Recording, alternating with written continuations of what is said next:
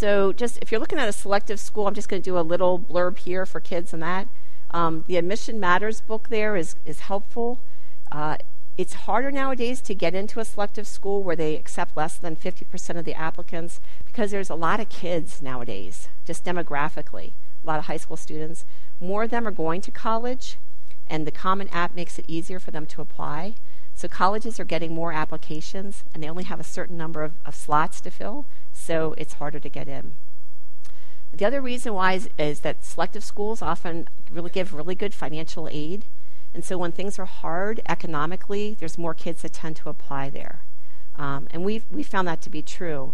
Columbia, where our daughter is, she's received $49,000 in aid this year, grants, straight out, not paying back.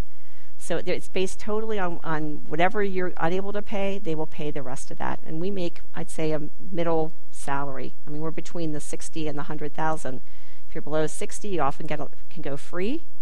And so I'm just saying out there, if scholarship is available and financial aid, but you have to get into the school. That's the tricky part. So like for Yale, in 1932, they accepted 72% of the applicants, and in 2013, it was 6.7%.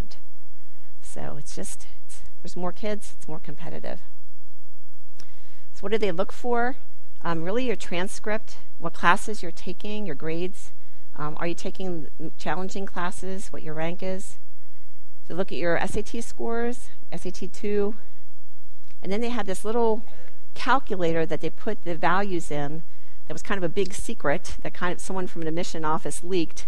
And you can actually go and plug your scores in there and see what your score would be on this academic index calculator. So if you're interested in that, it takes your SAT 1 and 2s and your class rank and GPA. It assigns it a number. So they also look in your essay. It's good if you write an essay to have someone edit it, like if your English teacher would be willing to do that. They also have something, our son, he paid, I don't know how much, he had something called Essay Edge where he submitted it online and a guy like edited it and like the next day had it back. That was his choice to do that, but there are people that will do that. Also, they look for teacher recommendations. So if you can give them the info sheet, that blue paper, they want to know what you're like in class. Like if they admit you, so if the teacher can write about what is this person like in class, what do they add? Do they talk? Are they thoughtful? Are they quiet?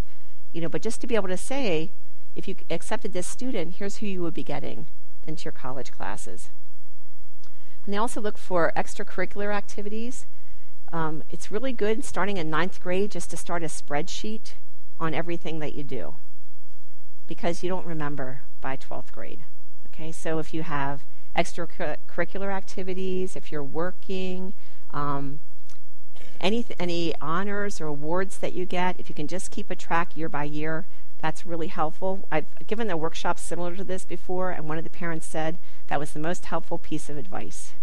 By senior year, her daughter had everything lined up, written down, and she could just work from that. And I think they're also looking for depth, like a passion in some area. So I think it's better to do one thing well than to do 5 different things, just surface. So I think to help kids find passion is a good thing. They also look for a hook, and I'll explain that later, and any non-teenage activity. Okay, so some kids are interested in funky stuff. If you have a kid who's interested in, like, I don't know, we had a friend who was interested in cultural anthropology as a high school student. She went around and observed churches. Just kind of, not too many kids do that. So each college ranks the importance, and if you go to that college data site, there they'll tell you what's the most important. Penn State, I think it was the transcript and the SATs, is that right? I think I'm remembering that right. But you can actually look at your college where you're interested in and say, this is what's important to them, and emphasize that. So an activity list, I just put down here, this is Jeremy's. I'll just say, one of the best things about Spring Grove is the LenFest scholarship. That is incredible.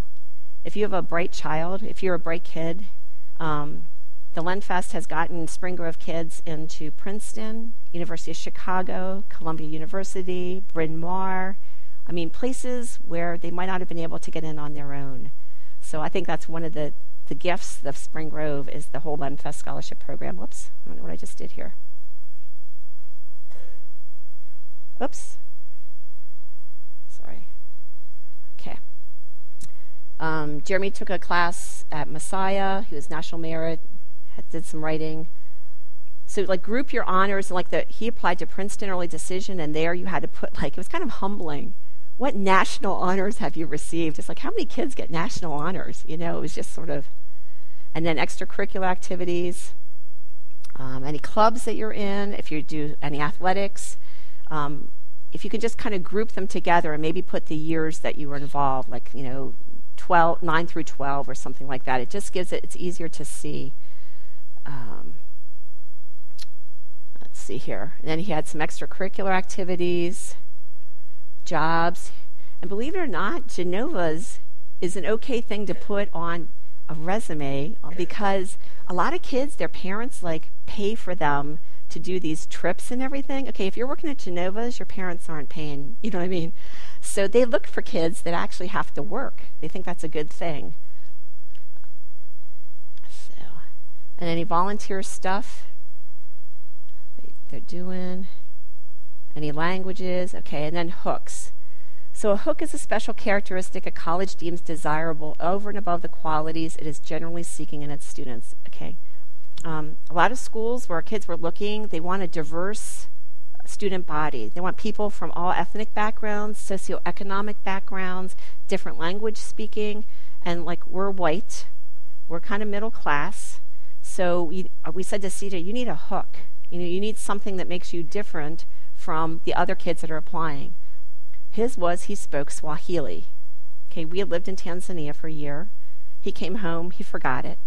He went back, he relearned it. He came home, he forgot it. He went back again, he relearned it, came home. So there aren't too many white Swahili-speaking boys. So that was kind of his hook that he got in. So legacy, maybe if you have a family member that graduated from the school, if your family has a lot of money and they want to donate a building or a wing, that's how some kids get in. They get their way, like the family buys their way. It's true. They buy their way in. If you're underrepresented, some colleges like to have people from all 50 states. Wyoming is not a real big state, or, you know, so if you're from or some of the West Coast colleges like to have East Coast kids come, you know, so maybe you're underrepresented there. Recruited athletes, there's a process that you have to register for that. NCAA, yep. I think it's $80, is that right? Fee for doing that registration. And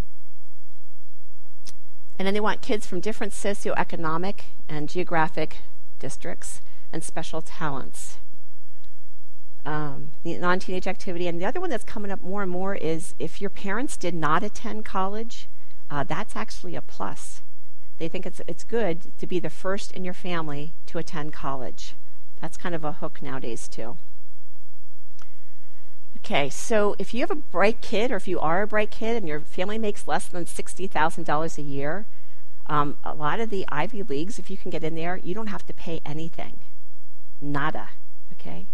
So the trick is getting in, but they want kids. They're often, you know, there's wealthier kids that have had tutoring and SAT prep and everything like that, and they want to have a diverse population, and so they are actually looking for kids who come from, I'd say, a lower middle class background.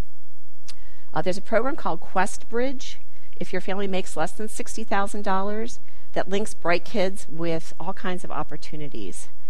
So if a family of 4 has an income of $60,000 or less and have a bright kid, that is a program to look into. The other one is Johns Hopkins Center for Talented Youth, CTY. And they work with 8th grade students that kind of meet their criteria, and they help them the whole way through high school and into college and through. And there's also a Jack Kent Cook Foundation, and they look for 50 to 75 exceptional 7th graders, and they kind of work with them through. And, you know, when you hear those numbers, you think like, oh, I could never do that, or my kid could never do that. And let me tell you, you just have to try. Okay, our daughter, she applied for the Koch Scholarship and was told, you know what, no one has ever gotten that. And she got it from Coca-Cola. And that was one of the best scholarships because they gave her, instead of her money from them being eaten up by financial aid, they actually take out a loan and then they pay it off. So she gets the net, she actually sees that sort of scholarship as opposed to some others that get washed out. So I think go for it. I mean, and talk to people that have applied. I'd be glad to talk to anybody about Koch because that's turned out to be an excellent program for her. So if you can help your child identify a passion, so is to figure out what they're excited about and then do a game plan so that they can meet their goals. And the summertime is one of the best times. So if you, on the back page of the kids quiz, there's a dream list. And if they can just pick a couple that they're interested in, or if there's nothing on there that interests them, if they can make up their own, maybe they're interested in, developing a computer game, or maybe they're interested in fossils. But use the summertime to let them experiment or just work in that passion area. And that hint was from this What High Schools Don't Tell You book. And in the back of this, it has listings of a lot of different areas and what summer programs are available in those different areas. This was a really helpful book for us. Okay, so ask them, what skills do you want to pick up during the summer? 2 of our kids did language in the summer. They did language immersion in Spanish. Oh, well, they tried, huh? Jeremy went to Middlebury Monterey, MMLA, in Vermont, and he was there for 4 weeks. He literally knew 3 words of Spanish when he went there. He had started with German here in school, in the middle school. And we had all kinds of stuff. My mom passed away. All kinds of stuff happened during those 4 weeks. But even so, amidst all of that, when he came back and he tested out of 2 years of Spanish here. So that was helpful for him. He was able to kind of, maybe accelerate a little bit in that way. Mary Beth did a Middlebury. She did a 7-week language immersion in Spanish. She could never roll her R's. Okay, I can't roll my R's, but she ended up being able to roll, and she also got college credit for that. And they gave her financial aid as well. So the Johns Hopkins Center for Talented Youth, they have summer programs at F&M Dickinson, Johns Hopkins. TASP, Mary Beth did that. That's a humanities program where you write essays. They're looking for curious, intellectual kids that like ideas. And they pick 64 kids in the U.S., and they fly them to either, this year it's going to be Michigan, or I'm not sure where the other one is. And you work with a college professor in a small group of 16 kids, and she did a topic called documenting reality. So you're there for 6 weeks, and they pay you for any job that you would be missing. They pay you for the money that you would have made. And it's an awesome program. It's totally free. So that is something I would highly recommend. Mary Beth would be glad to talk with anyone who'd be interested in applying for that. She reads the applications, and this year she's going to be a factotum, like a tutor and house parent in Michigan for that program. So that's definitely something. It's free. What do you have to lose? They also have a program for African American youth, and that's TAS, and she was a tutor for that program as well, and that's for sophomores. So actually it's for anybody that's interested in learning about the history and culture of folks of African descent. So that TAS is 36 sophomores that they take. And then if you're in the sciences, MIT has a program for juniors, Research Science Institute, and they have MITES for minority students.